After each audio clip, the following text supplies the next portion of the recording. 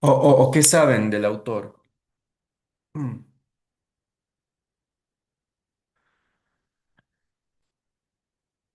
Nacho, ¿algo? No, es un economista, ¿no? Ha sido, bueno, que estudió. Y bueno, es de la parte de la escuela austriaca. Y bueno, tiene como tal muchas contribuciones, digamos, en el liberalismo, sí se podría decir clásico, digamos. Pero más centrado en cómo los consumidores se comportan dentro de un mercado, en una economía, digamos. Yo creo que eso es lo más destacable. Cómo los consumidores se mueven en el campo. Ya, bien, esa es una idea importante que está plasmada en uno de sus libros más importantes, que es justamente la acción humana. ¿No? La acción humana es uno, podríamos decir, de los, ¿cómo se llama, no? Tratados de economía, por así decirlo, las teorías de economía. Hola Arturo, me disculpo igual contigo porque he enviado tarde el mensaje, pero les explicaba a los chicos de que tenía un vuelo de Cochabamba acá a La Paz que se atrasó por toda la madrugada y ya no me dio para llegar. Así que vamos a ir avanzando por acá, pero te pido disculpas y también gracias por haber ido al lugar. Así que nada, por acá vamos avanzando, ¿sí? Hola, sí, sí, está bien. Solamente estoy volviendo a mi casa, entonces voy a estar con la cámara apagada ya. Ningún problema. Ok. ¿Listo? Bien. Bien, Nacho, entonces lo que decías era algo interesante de que, claro, hace un estudio de cómo eh, funcionan los consumidores en sí. Podríamos decir que el estudio es cómo funcionan los actores en la economía y son muchos, son varios actores en la economía, ¿no? Están los productores, están los comercializadores, están los propietarios, están los vendedores, están los compradores, están los fiadores, los que otorgan crédito.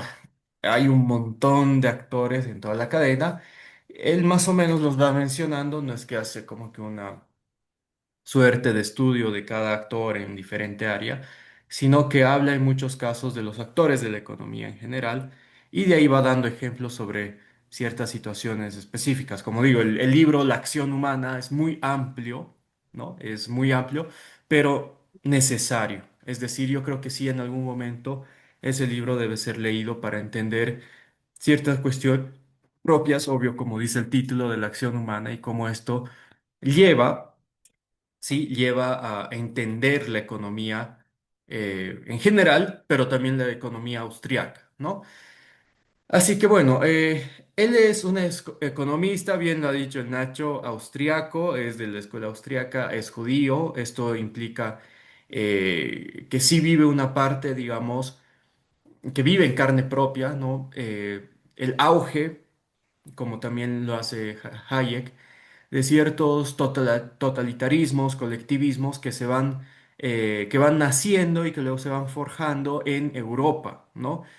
No solamente la Unión Soviética, de que deviene de la revolución bolchevique y que luego se termina de consolidar en el estalinismo, que dura bastante tiempo, sino también el nacionalsocialismo alemán, el fascismo italiano, que devienen también de, digamos, ideas y teorías colectivistas, ¿no? Por ejemplo, Hayek en su libro La fatal arrogancia, perdón, en El camino a la servidumbre, menciona cómo las ideas colectivistas en Alemania se empiezan a dar mucho tiempo antes de las ideas políticas que hacen surgir al nacionalsocialismo ya en la década de los 30 del siglo XX, ¿no? Eh, Incluso un poco antes de la década de los 20. Entonces ya en 1890 y un poco antes habían autores que hablaban justamente de la superioridad eh, del pueblo germano y otros por su obediencia, por su disciplina, por su sentido colectivo, por su sentido nacional. haciendo una crítica muy fuerte, ¿sí? a las ideas que surgen de la revolución industrial en Inglaterra con aquellas que impulsaban o aquellas nociones que impulsaban el libre comercio, el libre intercambio, la protección mucho más fuerte de la propiedad privada, dejar, digamos, de que el Estado tenga cierta acción o cierta tuición sobre la economía, en fin. Esto es algo que se va dando mucho antes y es algo que ellos lo van estudiando porque lo viven, ¿no? Es algo como que nosotros dijéramos, a ver, estudiemos el fenómeno de, el bendito fenómeno de los bloqueos en Bolivia. Entonces decimos, ah, eso está un poco a la mano, eso lo podemos percibir ahora, tenemos noticias, entonces si escribimos algo académico nos puede surgir tal vez cuestiones propias de la experiencia, ¿no? Como por ejemplo, es muy difícil, no es imposible, evidentemente, pero es más difícil que alguien teorice, por ejemplo, el fenómeno que se ha ido generando acá en La Paz por lo que la gente tuvo que ir trayendo a la forma que podía carne y pollo desde otras ciudades, de la manera que podía y que no podía conseguir eso en el mercado libremente, digamos. Entonces nosotros tenemos ejemplos, tenemos familia, tenemos conocidos que se han dado modos para hacerlo. Y si queremos teorizar eso relacionado a ciertas cuestiones de legalidad y de economía, lo tenemos fresco, lo tenemos a la mano. Yo creo que ese es el valor que más o menos podemos rescatar de los autores que han vivido en ciertas épocas y como tal, no sé si alguna vez esto se los han explicado en metodología de la investigación o en escritura o redacción académica, que a muchos autores hay que leerlos también desde su contexto, desde el tiempo, el momento, el lugar donde han vivido, ¿no? Y esto es por eso me gusta precisar eso. Él estudió, como decía, en la Universidad de Viena, dentro de sus textos, ¿no? Tiene mucho de economía, pero también de leyes, de derecho, y es por eso que tiene un valor importante, ¿no? El contexto en el que él escribe, como ya les he mencionado, es la Revolución Rusa, específicamente la Revolución Rusa, y el avance del nacionalsocialismo alemán, ¿no? Entonces, son dos momentos fuertes en Europa que han causado y han establecido un antes y un después en Europa, ¿sí? Pero nosotros a veces lo vemos por el estudio histórico, por ciertas películas, incluso cuestiones culturales, etcétera. Em, Claro, los abusos del colectivismo que ha habido en esas épocas, las guerras, los liderazgos que han surgido, las consecuencias, los juicios posteriores, pero es muy complejo o es más complejo ya de adentrarse en los sistemas económicos y en las ideas económicas que había en ese momento.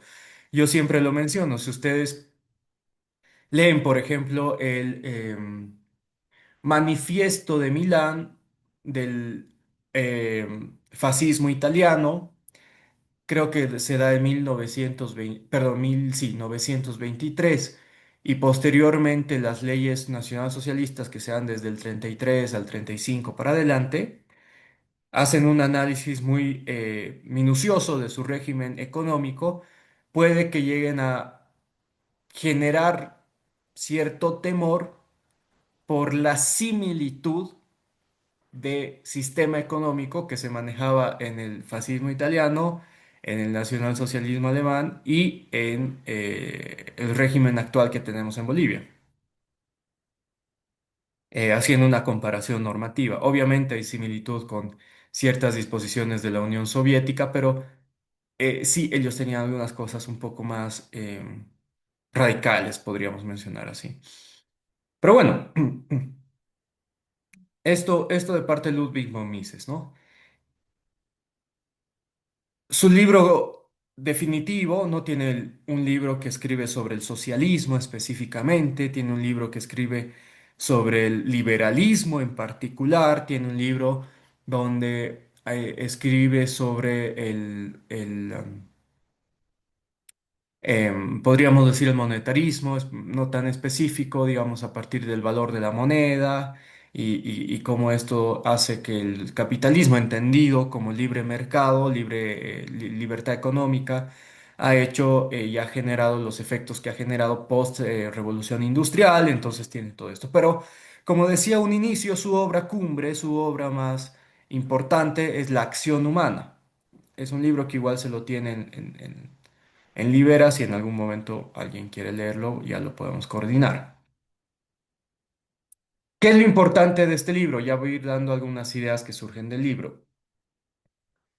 Él hace un estudio del ser humano, parte del ser humano, al igual que lo hace Adam Smith con la teoría de los valores morales, ¿no? Y él entiende de que hay ciertas premisas específicas dentro de lo que el ser humano desea, dentro de lo que el ser humano entiende, dentro de lo que el ser humano proyecta en cuanto a la economía y en cuanto al ser humano como actor económico.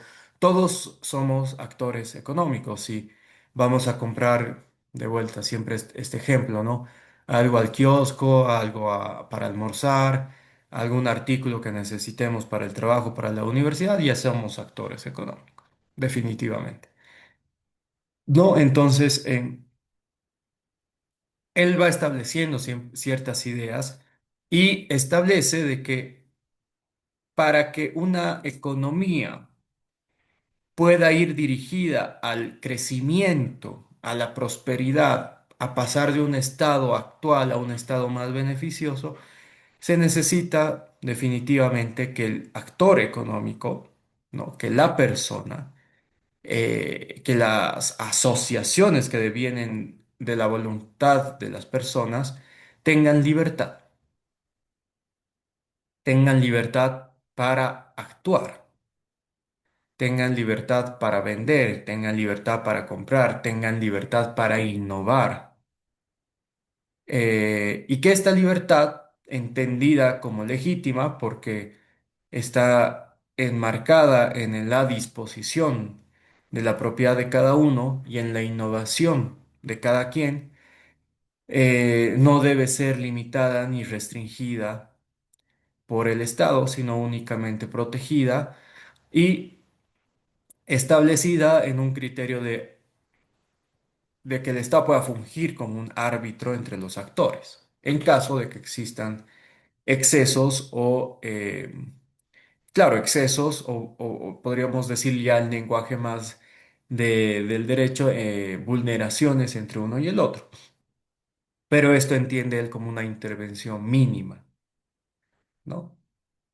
Y dentro de esto, él genera un ciclo económico. Dice, ok, si entendemos a los actores económicos, a las personas como personas que se desenvuelven en un ambiente de libertad, no restringidos, no coercionados por el Estado, sino libres de hacer dentro de las estructuras y dentro de las ideas económicas.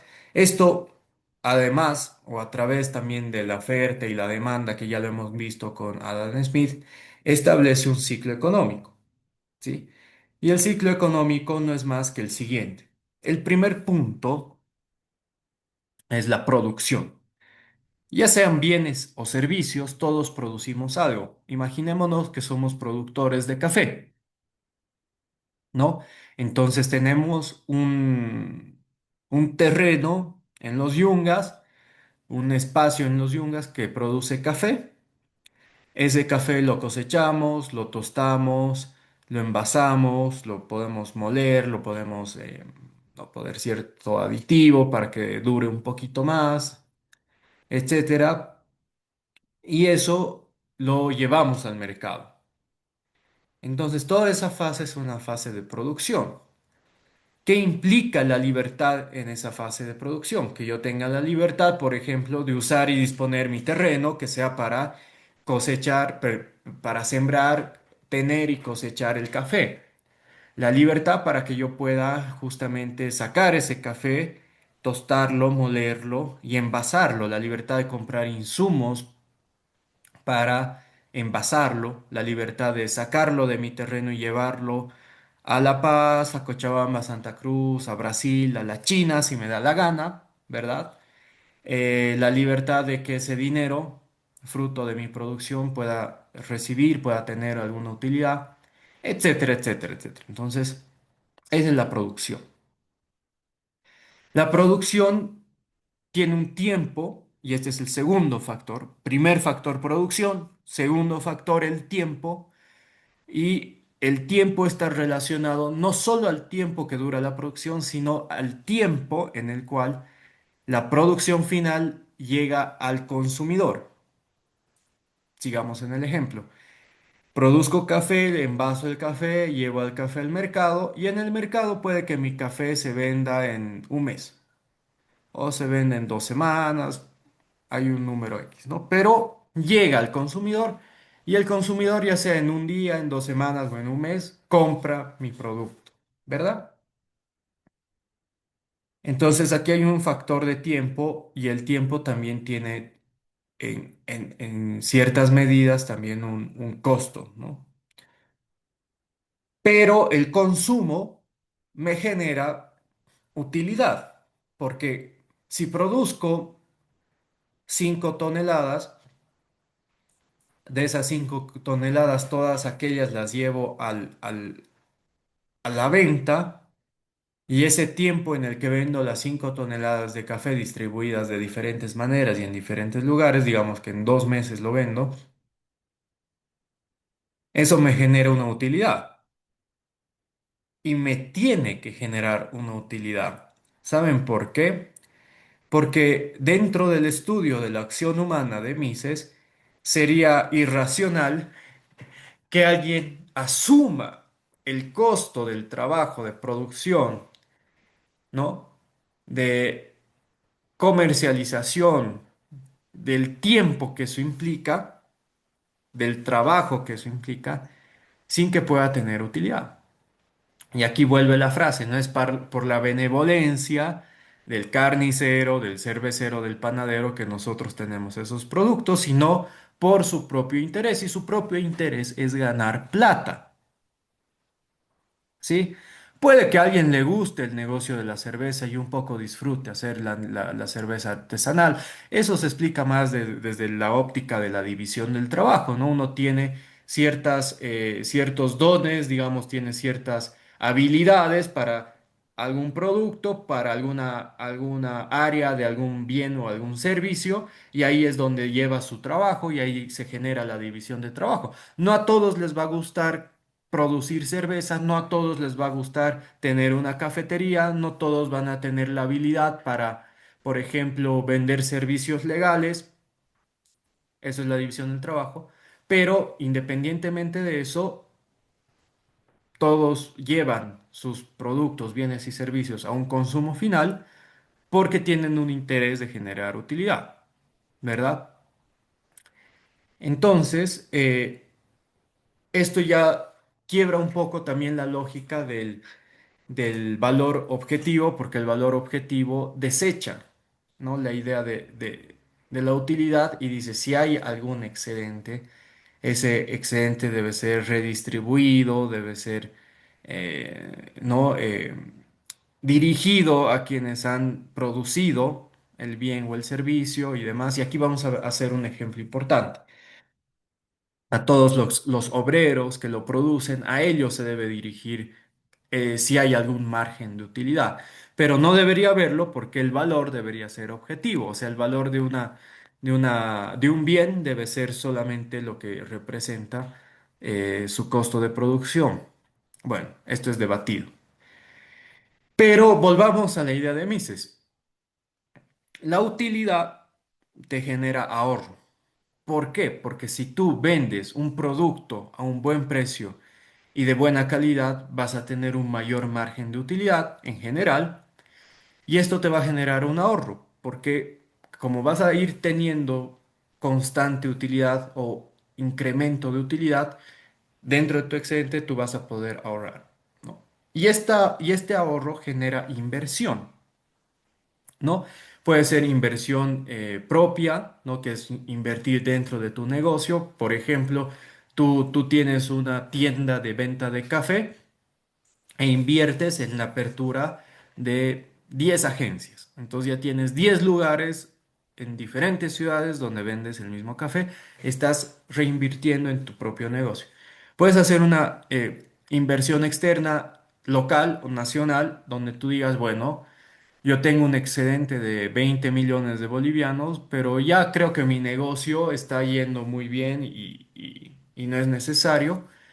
Y ya tengo un dinero para seguir haciendo crecer mi negocio y estos 20 millones los voy a llevar a invertir al negocio de, por ejemplo, la venta de automóviles, ¿no? Y eso se llama diversificación de la inversión, por lo tanto, diversificación de la economía, ¿no? El excedente, la utilidad y el ahorro se van naturalmente y de forma espontánea dirigiendo a otros sectores económicos. Y eso hace que incremente la producción. Eso hace de que exista un mayor circulante en la sociedad, por lo tanto, crezcan en gran medida los niveles de demanda y por lo tanto deban crecer los niveles de oferta en general y eso hace que crezca la economía, ¿sí? Entonces, esto es importante. Ahora, vuelvo al punto de la utilidad. ¿Por qué esta idea de la utilidad supera la idea de la utilidad de la teoría marxista y comunista y socialista de la economía? Eh, Porque ¿quién asume el riesgo? ¿Sí? ¿Quién asume el riesgo de un negocio? Volvamos al ejemplo del café. ¿Quién es el que ha invertido? ¿Quién es el que ha puesto el capital? ¿Quién es el que ha hecho el modelo de negocio? ¿Quién es el que ha hecho los contratos con proveedores, con compradores, con todos ellos? ¿Y quién es el que asume el riesgo que si va mal, lo pierde el negocio? ¿Quién es?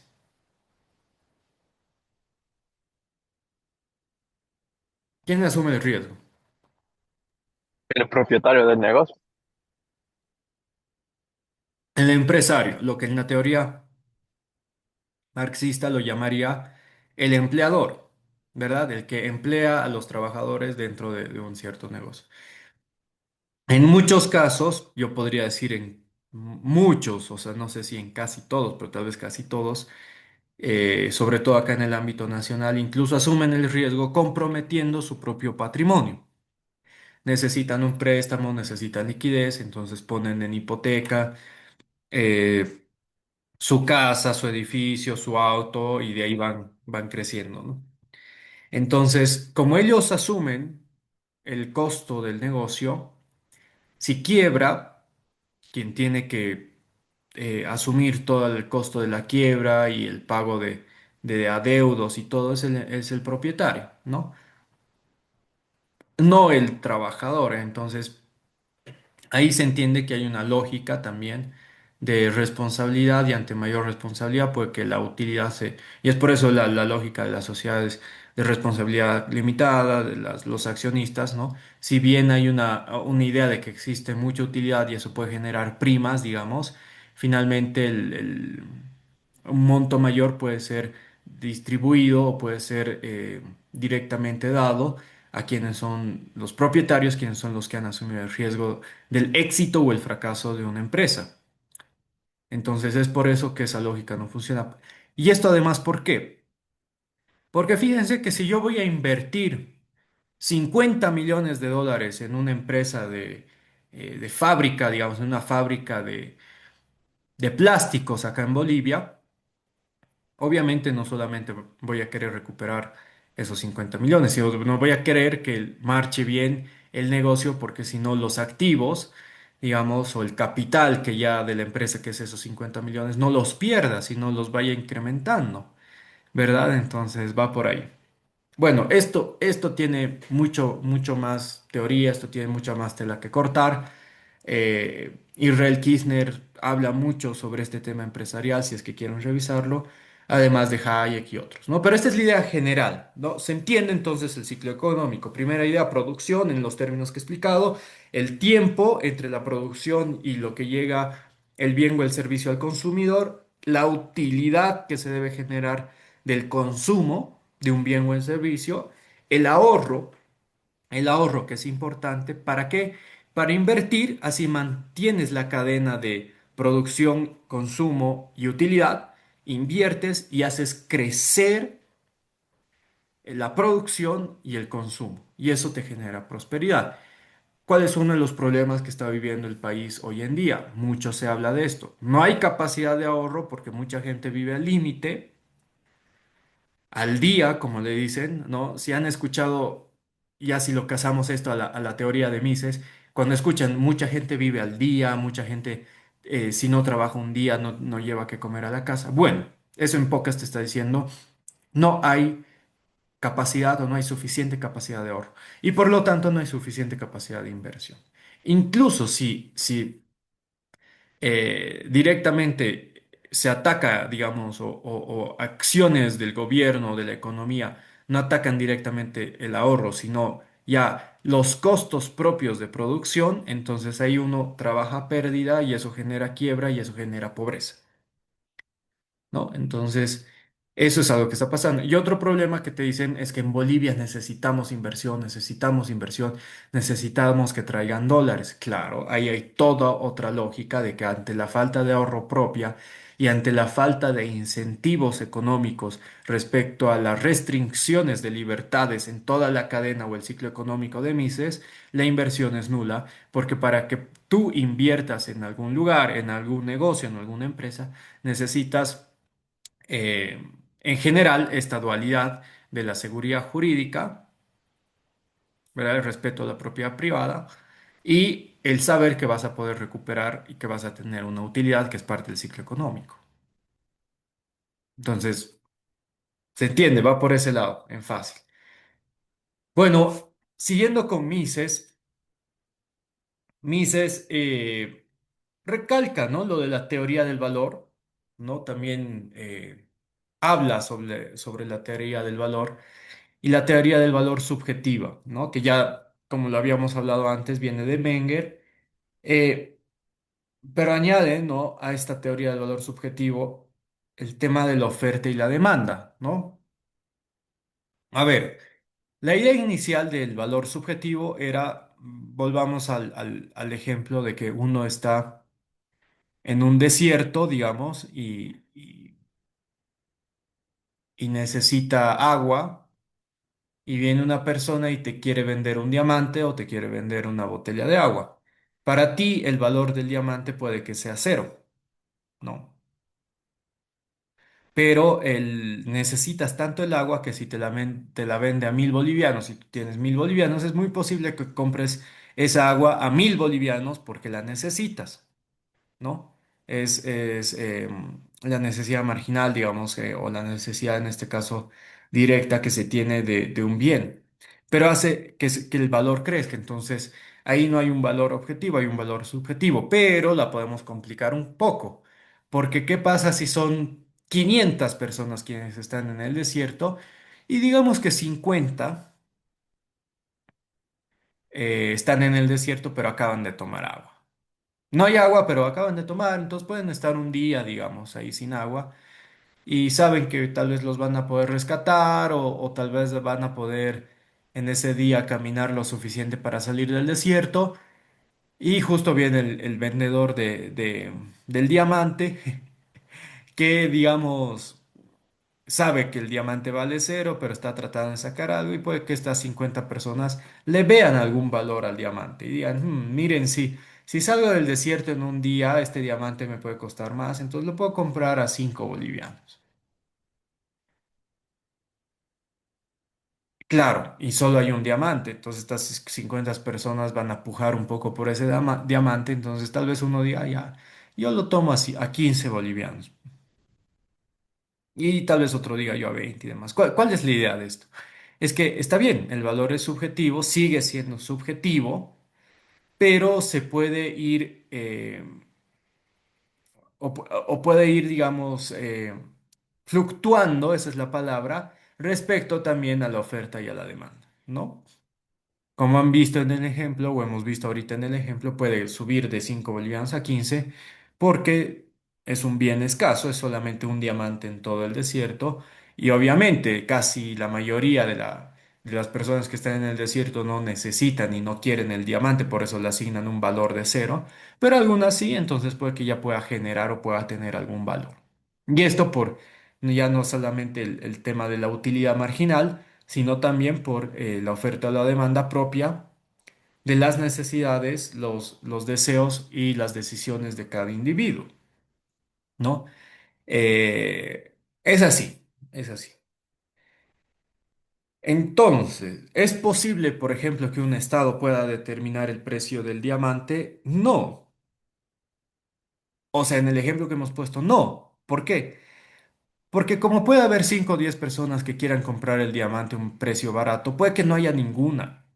O puede que haya más que le asignen mayor valor. Pero esos indicadores, se llaman señales del mercado, son, muchos autores lo dicen, imposibles de determinar por el Estado, porque son propias de la decisión individual, ¿no? Entonces, esta decisión individual uno no la puede ir midiendo, o sea, hay una complejidad en este tema, ¿no? Es por eso que también hay un libro que indica de que los precios, la regulación de precios nunca ha funcionado, nunca ha funcionado en el país, nunca ha funcionado en el mundo, mejor dicho. Bueno. ¿Hasta acá alguna pregunta, alguna duda? Todo claro.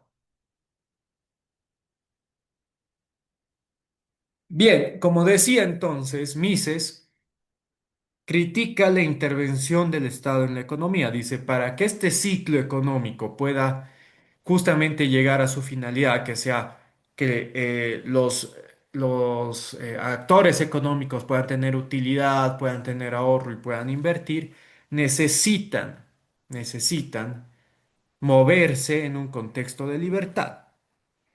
Por lo tanto, ¿quién es el actor que por excelencia restringe la libertad de los actores económicos? Es el Estado. Luego Hayek lo dice la fatal arrogancia de que el Estado cree que puede regular y que puede intervenir y que puede ser incluso actor económico en una economía. Pero Mises lo dice como que el Estado, cuando regula en exceso, cuando regula desproporcionalmente, cuando regula sin una idea de razonabilidad, cuando regula temas que no debe regular, ¿sí? Despoja al individuo de su libertad. Eso es lo que dice Mises, ¿no? Lo despoja, te quita la libertad. Pongo dos ejemplos puntuales que he ido conversando con algunas personas estos días. Por ejemplo, tal vez Arturo, Nacho, Freddy tengan la muy buena y brillante idea de importar combustible y comercializarlo en el país a un costo razonable y resolviendo un problema fuerte de escasez. Como hay escasez, hay necesidad y ustedes podrían cubrir esa necesidad, por lo tanto podrían tener utilidad. ¿Pueden o no pueden hacerlo? ¿Y por qué?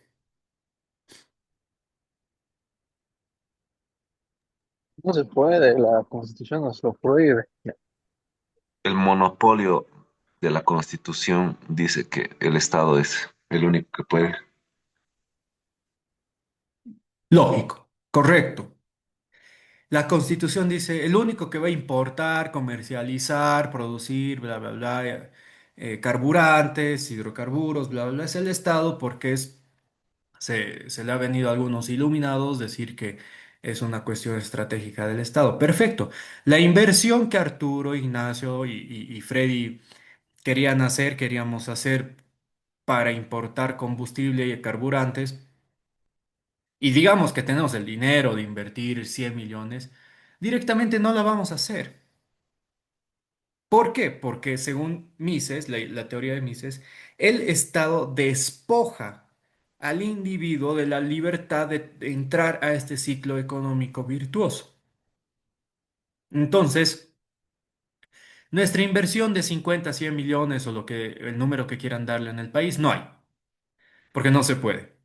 Y segundo, n- no se resuelve el problema de la escasez.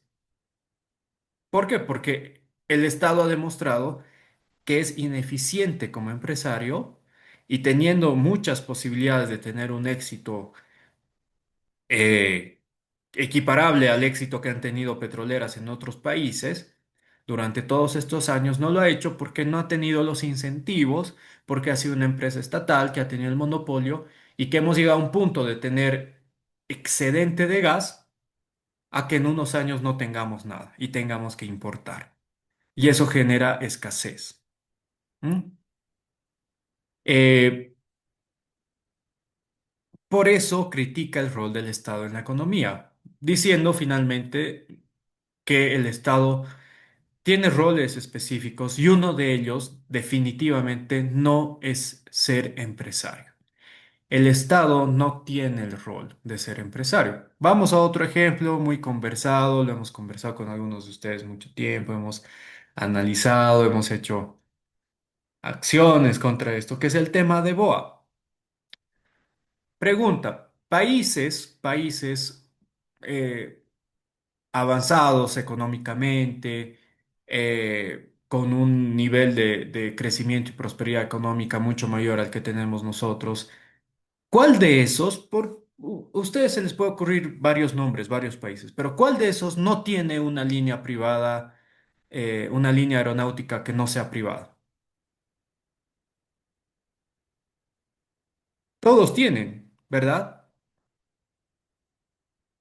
Nosotros no tenemos. Y hay una resistencia de las líneas estatales de que no existan líneas privadas por un tema de competencia. Cuando tú entras al ciclo económico, volvamos al ejemplo, a producir café y a vender café, puede que no seas el único. Y es totalmente legítimo que no seas el único, porque puede que una persona a un poco de tu propiedad haga lo mismo. ¿Y qué pasa si vende el café más barato? ¿O qué pasa si vende un café de mayor calidad? Tú dices, uy, él me va a quitar clientes, me va a quitar utilidad, necesito vender a mejor precio o necesito mejorar mi calidad. Y ahí entras en una lógica de sana competencia, porque ¿quién se beneficia de esa lógica? El consumidor, porque finalmente el consumidor dice, ah, yo prefiero pagar este café porque es más barato y es de buena calidad. O puede que haya otro consumidor que diga, no, este es tan superior, este café es tan bueno que prefiero pagar 50 bolivianos más por este café porque nada lo supera este café. Entonces, la competencia hace que el consumidor tenga diferentes posibilidades y eso es bueno, eso es positivo. Y si mandamos eso al tema del transporte aéreo comercial, tú vas a decir, no, yo prefiero esta línea aérea porque si bien pago un poco más, pucha, me dan un trato de primera clase. A mí me gusta eso y me gusta que nunca se atrasen y que me den un trato de primera clase, entonces prefiero pagar un poco más. Y que otro tenga la posibilidad de decir, no, yo prefiero pagar esta otra, que es económica, pero igual, siempre es puntual, nunca le ha pasado nada, tiene naves de buena calidad. Y obvio, vamos a saber que los consumidores no van a elegir la línea aérea que tiene sus aviones en mal estado, que se atrasa todas las veces, que te pierde gatos, que te pierde maletas. No, pues los consumidores naturalmente no elegirían eso, ¿verdad? Entonces, por eso, de nuevo, quien despoja al individuo del- de la actividad económica es el Estado, como en este otro ejemplo, y como en muchos otros más, ¿verdad? Entonces, esto Mises, luego Hayek y otros lo denominan como que la economía planificada. Es decir, cuando el Estado planifica la economía, el Estado planifica y dice, estas van a ser las empresas estratégicas, esto va a ser lo que el Estado va a hacer, esto le va a permitir el Estado al individuo. Si no cumple una función económica social, no va a poder tener propiedad y esto lo vamos a regular mediante esta ley y está planificando y planificando y planificando todas las esferas de la economía en un país. Y Mises te dice que la economía planificada es impracticable y destinada necesariamente al fracaso. No necesitamos más evidencia de lo que pasa en nuestro país. El Estado boliviano ha planificado el tipo de cambio, ha planificado el monopolio del, del- del tipo de cambio, de la venta, del consumo de los dólares, ha planificado el tema de los hidrocarburos, está planificando el litio, está planificando todo. El Estado te está haciendo todo, te está haciendo hasta cartón, te está diciendo qué empresas sí pueden tener, qué empresas no pueden tener, qué empresas deben ser sancionadas, cuáles no pueden distribuir combustible, te planifica absolutamente todo y eso Mises te dice, te lleva y te conduce necesariamente al fracaso. Y hay evidencia empírica de eso, no solo en nuestro país, sino también en otros países. Pregunta, pregunta del millón.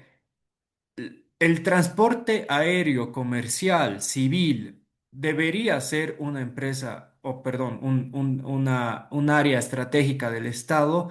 La respuesta de acá a Europa, a Asia, donde ustedes quieran, es no. El Estado no tiene que meter sus narices en eso. ¿Ya? Por seguir con el ejemplo en el que estábamos o en el que seguíamos. Así que eso. Por lo tanto, el mercado, según Mises, que es donde se desenvuelve todo esto de la oferta a la demanda, el ciclo económico, el rol mínimo del Estado, es donde concluye finalmente, es decir, el mercado entendido donde ya es el área de intercambio entre bienes y servicios, es donde concluye la oferta y demanda justamente de de bienes y servicios y determinan los precios. Ahí se determina el precio. Mismo ejemplo que poníamos en la anterior sesión donde estaba Sebastián. ¿Por qué? Porque esto es lógica económica, pero a ver, vamos con esto. Eh, ¿Por qué en La Paz, en la ciudad de La Paz, un kilo de pollo está entre 70 y 90 bolivianos? ¿Y por qué en Santa Cruz a 13 bolivianos? Por la oferta y la demanda, básicamente. ¿Qué implica de que la oferta y la demanda es que acá hay poca oferta porque hay escasez? Y en Santa Cruz hay mucha oferta porque hay excedente. Perfecto. Tú dile a alguien, a algún comercializador acá, dale, vendeme el pollo como en Santa Cruz a 13, te va a decir huevo. Y en Santa Cruz, si le dices, dale, vendeme a 12, te voy a comprar tres pollos, puede que te digan que sí, porque prefieren vendértelo a ese precio que eh, a que se eche a perder, digamos. ¿Verdad? Ahora. Esto es lógico. Hay escasez y eso modifica la idea de la oferta y la demanda de un producto. Porque en un lugar hay mucha escasez y en un otro lugar hay mucha oferta. ¿Sí? Eh, ¿Qué pasa si viene un iluminado y dice, no, esto es injusto? No puede ser que en La Paz el pollo esté a 70. Hay que regular el precio. Entonces vamos a hacer una ley que diga que en La Paz el precio de pollo no puede estar por encima de los 20 bolivianos y si está encima de los 20 bolivianos, cárcel. ¿Qué pasaría con esa medida?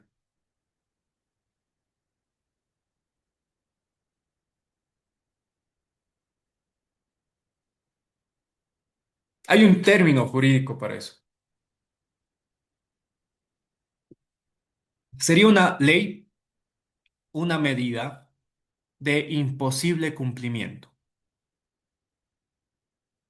Uno, porque desde el ámbito económico sabemos que esa ley no se va a materializar.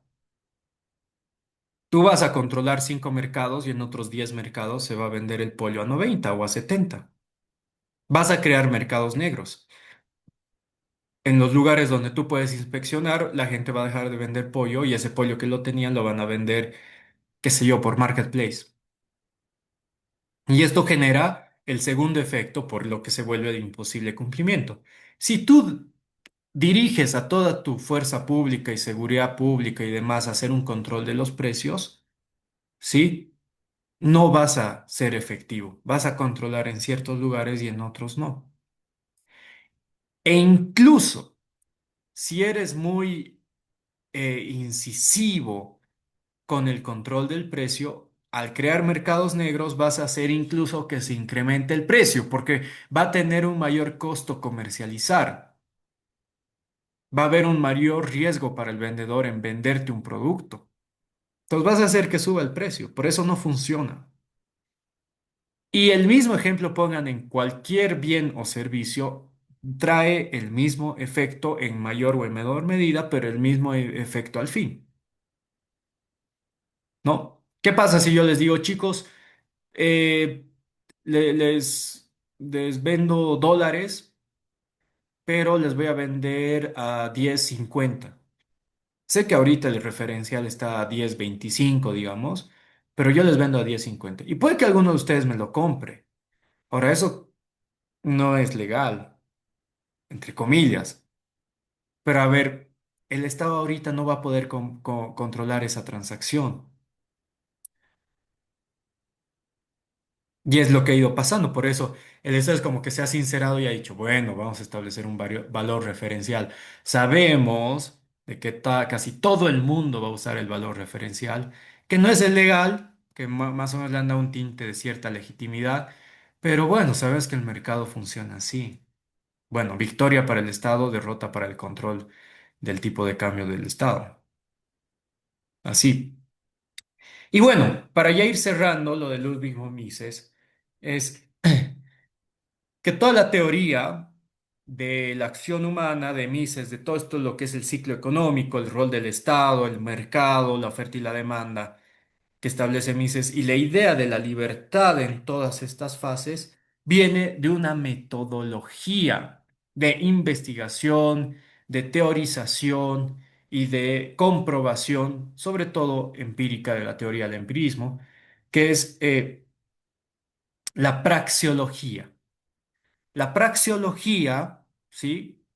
es, está enfocada en el individualismo metodológico. ¿Qué implica eso? De que tú haces un estudio económico, que es una ciencia humana, haces un estudio económico a partir del estudio del individuo en sí. ¿Sí? Y no solamente el individuo, sino si tú vas a ver un conjunto de individuos, de cómo ellos se asocian libre y voluntariamente en ciertos objetivos y fines, pero siempre bajo la idea del individuo. ¿Sí? Y esto de la praxeología no es más que el estudio de cómo la mente humana estructura el pensamiento. ¿Sí? Por ejemplo, a ver, estudiemos cómo una persona quiere pasar de un estado actual a un estado más beneficioso. Muy bien, ¿qué pasa si ahorita nosotros tenemos una utilidad por servicios legales de 10.000 y podemos tener la posibilidad de tener una utilidad de 20.000? Obviamente vamos a optar por esta segunda, ¿verdad? Entonces, ¿cómo estudiamos esta simple decisión? A ver, abogado A tiene 10.000, pero puede tener una utilidad de 20.000. Es lógico que todos, tal vez sin excepción, puede que haya alguna excepción, pero casi todos sin excepción, acepten pasar a este estado más beneficioso. Consecuencia, por lógica deductiva, en la praxeología es todos los seres humanos buscan de diferentes maneras, contextos, lugares y formas pasar de un estado a un estado más beneficioso. Y eso se lo teoriza. Entonces eso parte de una idea praxeológica de la decisión del individuo. Porque para conocer los postulados, ¿sí? de cada decisión individual, de cada sujeto, se debe estudiar bajo un mecanismo praxeológico. Si nosotros queremos entender los postulados de cada decisión individual, tenemos que estudiar justamente la lógica y las necesidades y las intenciones, incluso si es necesario, de estas decisiones. Y es así como surge la teoría de la acción humana, porque se enfoca en la praxeología. Esto es algo importante, entonces, y esto no es solamente algo que se da a partir de, de ciertos ejemplos específicos, sino es parte de toda la escuela austriaca, ¿sí? Entonces, acá pongo un ejemplo, ¿no? Que muchas veces lo hemos comentado. ¿Por qué, por qué la desigualdad o el intentar buscar, mejor dicho, la igualdad material entre todas las personas del mundo va a ser algo igual de imposible cumplimiento, ¿no? Porque si lo vemos desde la teoría praxeológica, el intentar que todas las personas del mundo o todas las personas de una sociedad sean iguales materialmente es imposible porque es contranatural. Contranatural significa contra la naturaleza propia de cada individuo. Entonces es por eso que siempre las intenciones igualitaristas que buscan la igualdad material fracasan, porque parten de un enfoque y de un diagnóstico erróneo. La idea, en este caso, según, y ya luego lo vamos a ver, estas ideas económicas, no es llegar o buscar la igualdad material, sino es generar la suficiente libertad para que exista prosperidad y que en esa lógica, digamos, de acción espontánea o acciones autogeneradas entre todos los actores económicos, se va a ir generando prosperidad porque naturalmente todos van a querer pasar de un estado a un estado más beneficioso y es de esta manera que los niveles de pobreza van a disminuir o casi se van a eliminar. Y es por eso que el enfoque acá es no buscar la igualdad material, sino buscar el erradicar las líneas o los umbrales que están en o sea, por debajo de la línea de la pobreza, ¿verdad? Y claro, aquí viene la crítica. Uno dice, mira, en un país muy avanzado con muchos millonarios, es injusto que exista un trabajador que tenga su departamento pequeño, que tenga apenas ropa para vestir, que tenga poco acceso a la salud, que tenga, bueno, obviamente si tú lo quieres hacer millonario vas a tener un problema. Pero te vas a dar cuenta de que ese trabajador no está en la línea de la pobreza, sino está en la línea de una clase media. Y esa es la idea, ¿verdad? Entonces, hay estas cuestiones. Pero eso es lo que implica la cuestión de la praxeología. Bueno, sobre estas ideas de Mises, no voy a entrar todavía a Hayek porque nos va a tomar mucho tiempo y no quiero cortar muy a la introducción, sino me gustaría desarrollar bien las ideas de Hayek y luego de Milton Friedman. Pero hasta ahora, y sobre esto que hemos hablado, ¿tienen preguntas, dudas o comentarios sobre las ideas económicas de Mises? Entiendo que he resumido mucho porque es mucha teoría de Mises, pero sí me gustaría o que se queden, y esa es la intención que yo tenía, con al menos las ideas más importantes del autor, ¿no? De vuelta, preguntas, dudas, comentarios.